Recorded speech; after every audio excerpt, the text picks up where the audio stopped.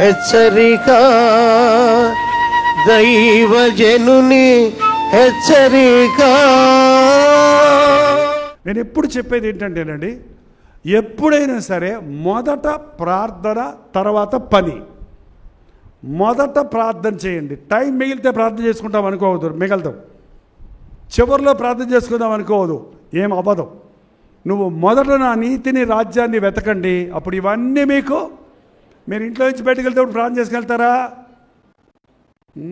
అంటున్నారు. ఏంటి ముఖ్యమైన రిజిస్ట్రేషన్కి వెళ్ళినప్పుడా? లేకపోతే 10,000 రూపాయలు చేతిలో ఉన్నప్పుడు ప్రభా ఎవడో దొంగోడు రాకుండా చేయని ప్రార్థన చేసుకుంటారా? లేకపోతే ప్రతిసారి బయటికి వెళ్ళినప్పుడు ఆయన రాకపోకలేదు, నన్ను కాపాడు, నీ సన్నిధి నాతో రాని ఎడల నన్ను తీసుకొని పోకు. అమెరికా వెళ్ళటానికే కాదండి, పక్కన రోడ్డు మీదకి వెళ్ళటానికి కూడా దేవుని కాపుదల మనకి కావాలి. ఇంటి ఎదురుకుంటే రోడ్డు దాటుతూ యాక్సిడెంట్ అయి చచ్చిపోయిన వాళ్ళు ఉన్నారు తెలుసా మీకు? రహదారి మీద కాదు, మన ఇంటి ముందు ఈ పక్క నుంచి ఆ పక్క దాటుతూ బైక్ వచ్చి కొట్టి గుద్దేసిందని, లేదా పిల్లలు చచ్చిపోయారని చెప్పి ఏడ్చేవాళ్ళు, బాధతో వేదనతో కృంగే వాళ్ళు ఎందరో ఉన్నారండి. నీ కాలికి రాయి తగలకుండా కాపాడుతాను. సో ప్రార్థనకు ప్రాముఖ్యత ఇవ్వండి. మీరు ఏ పని చేసినా, మీరు వంట చేస్తున్నప్పుడు కూడా మొట్టమొదట పొయ్యి వెలిగిస్తారా, ప్రార్థన చేస్తారా? ఏంటి పొయ్యి దగ్గర కూర్చొని ప్రభా రాత్రి అంతా కాపాడావని గంటసేపు ప్రార్థన చేశారనుకోండి, ఇంట్లో పిల్లలు ఆయన వచ్చేస్తారు, అందరూ ఏం పెట్టవా మాకేమీ.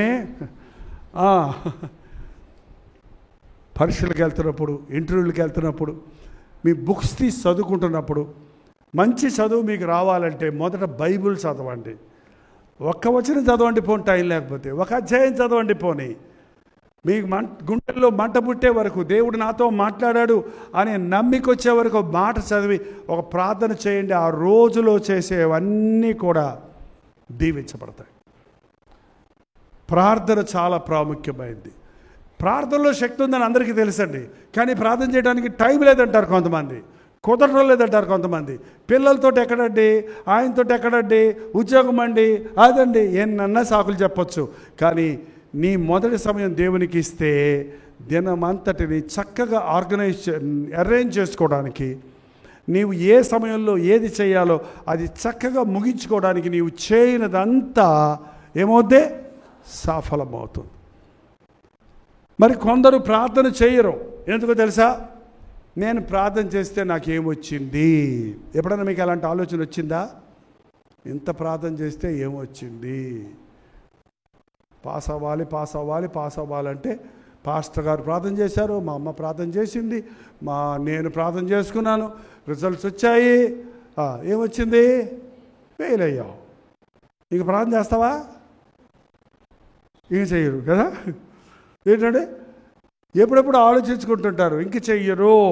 ఒకసారి అండి ఒక అబ్బాయి, పాస్టర్ గారు మా ఇంటి దగ్గర స్తుతికుండం పెట్టాలన్నాడు. ఎందుకయ్యా అని అడిగాను. 10th క్లాస్ తప్పానండి అందుకోసం అన్నాడు. భలే ఉందే, 10th క్లాస్ పాస్ అయిన వాళ్ళు మీటింగ్ పెట్టుకుంటారు, నువ్వేంటి 10th ఫెయిల్ అయ్యి పెట్టుకుంటానంటే, అవునండి నాకు ఇప్పుడే గర్వం వచ్చింది, నేను కాలేజీకి వెళ్తే దేవునికి పనికిరాను అనుకుంటా, నాకు పనికి మాలిన స్నేహితులు అందరూ వస్తారనుకుంటా, ఈ 10thలో కూడా అత్యవసర మార్కులతో నేను పాస్ అయ్యాను, దేవుడు ఒకవేళ నన్ను ఫస్ట్ క్లాస్లో పాస్ చేసి ఒక మంచి కాలేజీలో జాయిన్ చేయడానికి కాబోలు నేను ఎంత ప్రార్థన చేసినా దేవుడు నాకు రిజల్ట్స్ ఇచ్చారు, ఇది నా మేలుకే. దావీదు కుమారుడు కాయిలా పడ్డాడు, కోమాలో ఉన్నాడు, చిన్నపిల్లడు, పసిపిల్లడు. 7 రోజులు ఉపవాసం ఉండి ప్రార్థన చేశాడు. ఎన్ని రోజులు? 7వ రోజున ఏమయ్యాడు బిడ్డ? చచ్చిపోయాడు. ఇంకేంటి? ఎందుకు? ఎక్కడ దేవుడు ఎక్కడున్నాడు? ఏం చేశాడు? ప్రార్థన, ఉపవాస ప్రార్థన చేస్తే ఏమొచ్చింది నాకు అన్నాడా?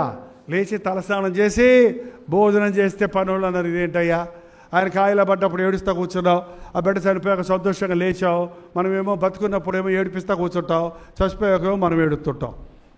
అదండి, బతికున్న వాళ్ళని ప్రేమించండి, చచ్చిపోయిన వాళ్ళ కోసం ఏడుస్తూ వాళ్ళ ప్రయోజనం ఏం లేదు కదా. ఏమన్నాడు దావీదు? నేను అతని దగ్గరికి వెళ్ళగలను కానీ అతను నా దగ్గరికి రాలేడు, నా దేవుడు నాకు మేలే చేశాడు. దేవుడు ఒకటి తీసేస్తే 10 ఇస్తాడు నీకు. ఒకటి నువ్వు అడిగింది ఇవ్వలేదంటే నీకు అంతకంటే గొప్పది ఇవ్వాలని ఆయన ఆశపడుతున్నాడు. దయచేసి మీరు అడిగిన ప్రార్థనలకు జవాబులు రాలేదని ప్రార్థన చేయటం మానొద్దు. దేవుడు ఏది ఇచ్చినా మన ప్రార్థన వినలేదు అనుకోవద్దు. కారణం ఆయనకి మనకి ఏది కావాలో ఆయనకి బాగా తెలుసు. నువ్వు సైకిల్ అడుగుతున్నావు, దేవుడు నీకు బైక్ ఇవ్వాలనుకున్నాడు. నువ్వు డబుల్ బెడ్రూమ్ హౌస్ కోసం 10 సంవత్సరాలు ప్రార్థన చేశానంటున్నావు, నీకు 4 బెడ్రూమ్స్ ఫ్లాట్ ఇవ్వాలని దేవుడు ఆశపడి నీకు 10 సంవత్సరాలు జవాబు ఇవ్వలేదు అంటే, అప్పుడే కనుక నువ్వు ఇల్లుచ్చుంటే ఆ చిన్నింట్లో ఇప్పుడు నీ 10 మంది పిల్లలకు సరిపోద్దా? అది దేవుడు తెలుసు. దేవుడు ప్రతిసారి మన ప్రార్థనకు జవాబు ఇస్తాడు. అవునంటాడు, కాదంటాడు, కనిపెట్టమంటాడు. గ్రహించాలి మనం. దేవుడు అడిగి కొన్నిసార్లు వెంటనే ఇచ్చేస్తాడు. ఖచ్చితంగా మన ప్రార్థనకు జవాబు ఇస్తాడు ఆయన. కొన్నిసార్లు ఇప్పుడు వద్దు నీకు, నేను నా సమయంలో ఇస్తాను నీకు, నువ్వు కనిపెట్టు, వెయిట్. కొన్నిసార్లు ఇది వద్దు నీకు, అసలు ఇది నీకు పనికిరాదు, నువ్వు తెలియక అడుగుతున్నావు, నీకు ఇది అవసరం కాదని దేవుడు మనకిది ఇవ్వడు. ఏదైనా దేవుడు నా ప్రార్థన వింటాడు అన్న విశ్వాసం కలిగి ఉంటే ప్రార్థన మానకూడదు. ప్రార్థన. పరిశుద్ధుడా, ప్రేమగల తండ్రి, ఒక్కసారి మమ్మల్ని చూడయ్యా. ఎంతో మందిని ఆహ్వానించిన, నీవు ఆకర్షించుకున్నవారు, నీవు ఏర్పరచుకున్నవారు, నీవు పిలుచుకున్నవారు ఇక్కడ ఉన్నారేసయ్యా. వీరొక్కొక్కరిని నీవు చూడయ్యా. వారి హృదయాలలో ఉన్న పరిస్థితిని నువ్వు చూడు నాయన. స్వస్థత కావలసిన వారికి స్వస్థతను, రక్షణ కావలసిన వారికి రక్షణను, దీవెన కావలసిన వారికి దీవెనను, విడుదల కావలసిన వారికి విడుదలను అనుగ్రహించినందుకు వందనములయ్యా. మా ప్రార్థనలు విన్నామని విశ్వసిస్తున్నామయ్యా. ఇది మొదలుకొని నేను మిమ్మల్ని ఆశీర్వదించదను అన్న వాగ్దానంతో మమ్మల్ని ఇక్కడి నుంచి పంపించబోతాయండి. జ్ఞానవంతురాలుగా మా సహోదరులు కుటుంబములు కట్టుకున్నట్లు ప్రార్థనా తల్లులుగా చేయమని ఆయన. పురుషుడు తన ఇంటిని జ్ఞానము చొప్పున కట్టుకున్నటకు, ఇంటి వారిని సంరక్షించుటకు వారికి కావలసిన దైవ జ్ఞానాన్ని నీవు అనుగ్రహించము. భక్తి గల వారమని చెప్పుకొని దాని శక్తిని ఆశ్రయించిన వారిగా ఉండక, క్రీస్తు నామమును మా బ్రతుకుల ద్వారా నిరూపించు నిజ క్రైస్తవులుగా ఉండటకు ఈ రాత్రి కూడి వచ్చిన మాకందరికీ నీ సహాయము చేయము. క్రీస్తు నామములో అడుగుచున్నాను తండ్రి, ఆమేన్. మన తండ్రి అయిన దేవుని యొక్క ప్రేమయు, కుమారుడైన క్రీస్తు యొక్క కృపయు, ఆదరణకర్త అయిన పరిశుద్ధాత్మ యొక్క సహవాసము కూడి వచ్చిన మనందరికీ, లైవ్లో ఏకీభవిస్తున్న మీకందరికీ ఇప్పుడును సదాకాలమును తోడై ఉండను గాక. ఆమేన్, ఆమేన్, ఆమేన్.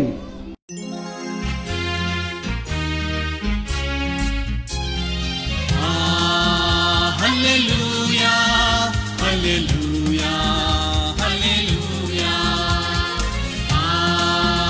హల్లెలూయా, హల్లెలూయా, హల్లెలూయా. కలువరి ప్రేమే మధురం, కలువరి ప్రేమే మధురం, కలువరి ప్రేమే మధురం, కలువరి ప్రేమే మధురం. హల్లెలూయా, హల్లెలూయా, హల్లెలూయా.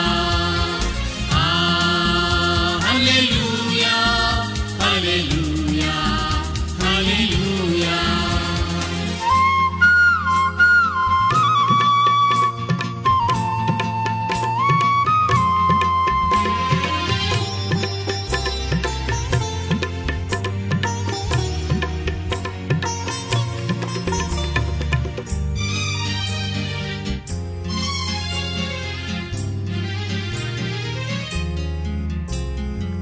సిలువపైన విలువ త్యాగం చేసినావుగా, పాపినైనా నా కొరకు చిందించినావుగా, రుధిరం చిందించినావుగా. కలువరి ప్రేమే మధురం, కలువరి ప్రేమే మధురం, కలువరి ప్రేమే మధురం, కలువరి ప్రేమే